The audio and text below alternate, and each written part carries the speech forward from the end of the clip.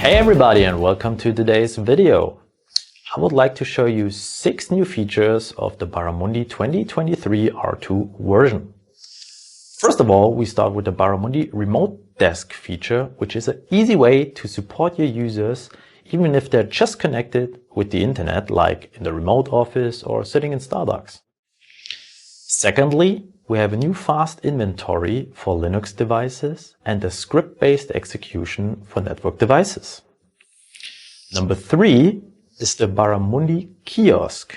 We added a single sign-on possibility for that.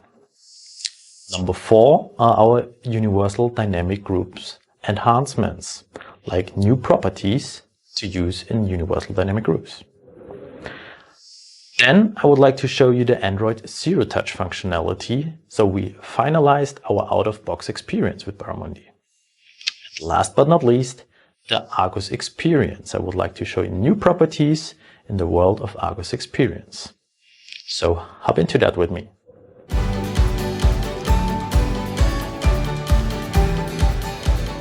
So we're going to start right away with our new feature, the Baramundi Remote Desk to remote access an endpoint. Let's go to our environment. Over here we do have our Windows endpoints, like this one here in my test environment, which is online. We could now either use the remote control in the context menu, or we go up to the action bar, where we do have the remote control and the legacy one, which is the Baramundi remote control, and the remote control itself up here is the Baramundi remote desk feature. In the action bar, we can simply click on that. As soon as we start a remote connection, our Baramundi management agent tries to figure out if a user is logged in or not. But to be honest, he doesn't try it, he reports back if so. In our case, we have a Max Frey connected or logged into the Windows 11 machine. If we would know the password of the colleague, we could type in his password and log into the machine. In our case, we don't. So we're going to ask the user instead. I'm going to switch to the user view. Here we are. I'm the user Max working here on my desktop, and now I have this prompt down here to either allow or deny the access. And in my case, I'm going to allow this. Switching back to the Baramundi Management Center side, we do see there was an AnyDesk client started, and we did establish a connection to the endpoint with our tray notification in the bottom right, which we can minimize with a simple click. Right away, we can easily control the system. And not only that, we can use all the features from AnyDesk up here in the action bar. Starting with a file manager, with switching the screens, sending Control Alt Delete, etc. In our case, we go and start with the file manager, which prompts us this function is not available. There is a simple reason for that. Because we connected to a user session, we need to ask the user to allow the file transfer in the background. The AnyDesk client on the other side, simply go to the File Manager button and allow the access. And I'm switching back to the Management Center side now, where we do have the remote connection too. Back to the File Manager, and we can now easily transfer files from A to B. Apart from that, we can fade to black the screen of the end user or the remote side. We can send keystrokes through or even translate the keyboard layout, having whiteboard functionality, etc. So simply use all the features of the AnyDesk client simply by one click in the Baramundi Management Center. And as soon as we're done, close the session, and that's pretty much it.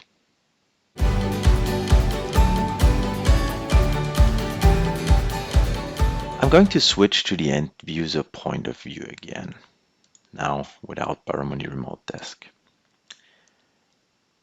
As you may already know, we do have the baramundi tray here and the possibility to start the kiosk right away.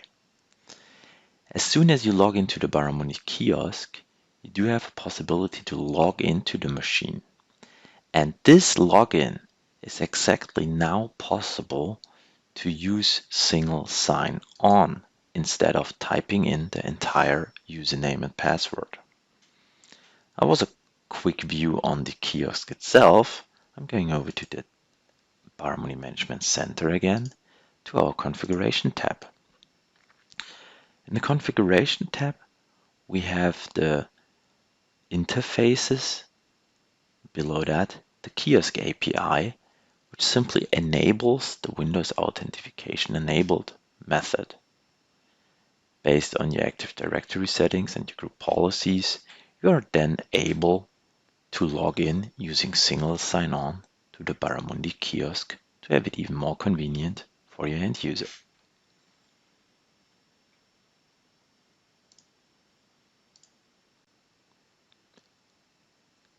That was a convenience way for the end user itself. But how about you?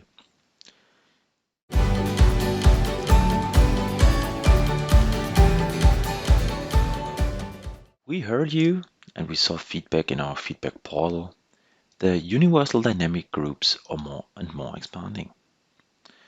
So over here, creating a new universal dynamic group, we now have a way to add group memberships, like I'm doing here, into a universal dynamic group as well. So basically that means to point to an already existing dynamic group.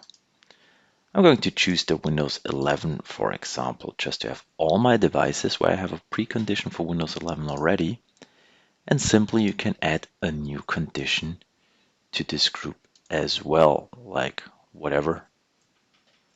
Drive C capacity, for example. Then let's say 60. And we only have 2 left.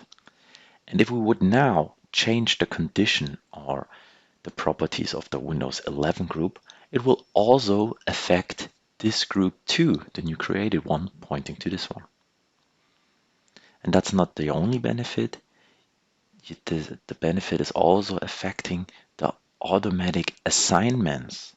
So basically, if you added an automatic assignment to a certain group, it's also affected by this, even if they're pointing to another and another group.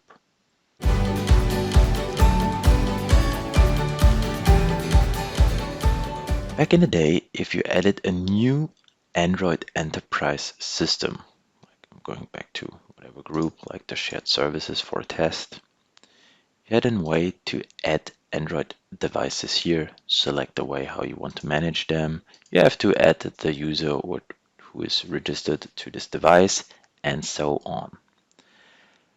But we do have a possibility for Microsoft Autopilot already for Windows devices. We do have the DEP program for iOS devices. And now we do have the Android Zero Touch as well. You see a little bit on the endpoints side, like the user is prompted to simply enroll to the company. What you have to do first is simply go to the Configuration tab, to the Automatic Registration, where we do have the Autopilot, the DEP, and the Android Zero Touch as well.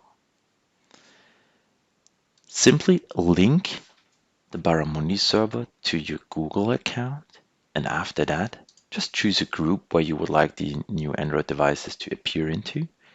And as soon as you did that, you can also add the users which are allowed to do this kind of enrollment.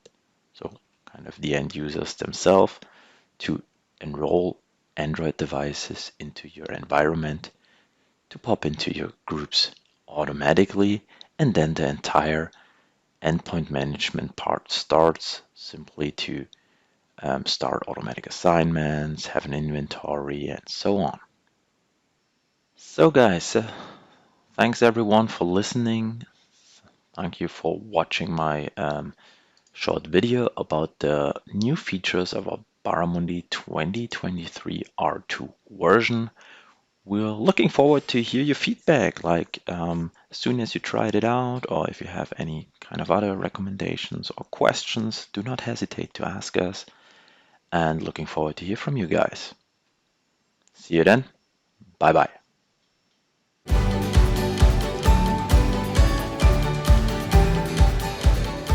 Here you can see the BMC showing inventory, network scan profiles with an IP range to be scanned and a logical group named demo Linux where the discovered devices will be stored in. To create a scan job, there's no need to jump back to the Jobs tab. The job can be created directly from this view.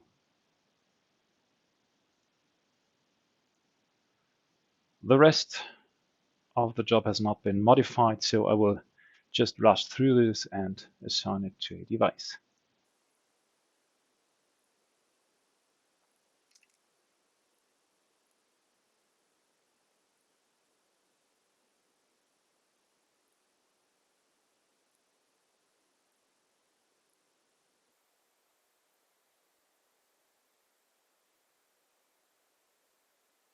Okay, the job has finished and has found one device.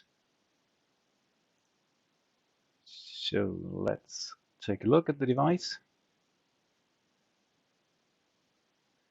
Here you can see in the overview, you can see some general information like the name, the IP address, and of course the SSH version because it was obviously discovered via SSH. And that's all, at least for the old BMS release.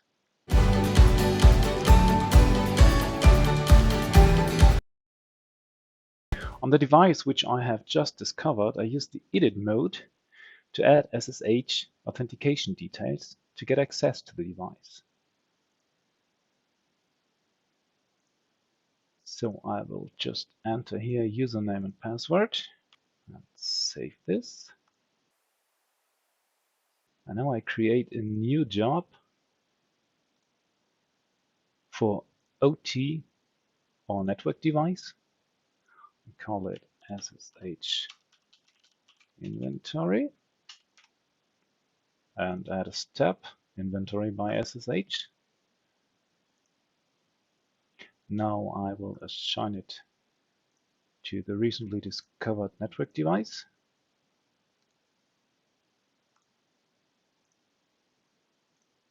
And you can see the job has already been run through successfully. So what has happened now?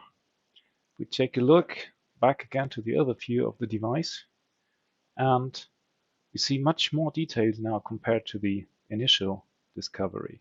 You can now see the MAC address, you can see the operating system, you can see details of the operating system, the system language, the hardware, the manufacturer, some network interface card settings, you can see disk information and the mount points. And all these attributes can be used via vConnect as well as via universal dynamic groups. Here is one example of the recently prepared UDG called Linux devices. It contains the condition operating system is equal to Linux, and the just discovered device is automatically added to this group. The inventory scan, by the way, works completely agentless. That means that there is no need to install an agent at the add point.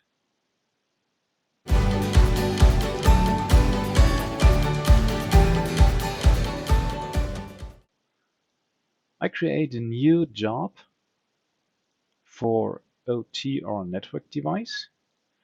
I call it SSH execution and simply add a step called script execution by SSH. Here I can select the script which I have stored centrally. So for example, on my disk I stored this script which creates a file. before I assign this job to a device, I want to show you that this dummy file is not existing currently. So now let's assign the job.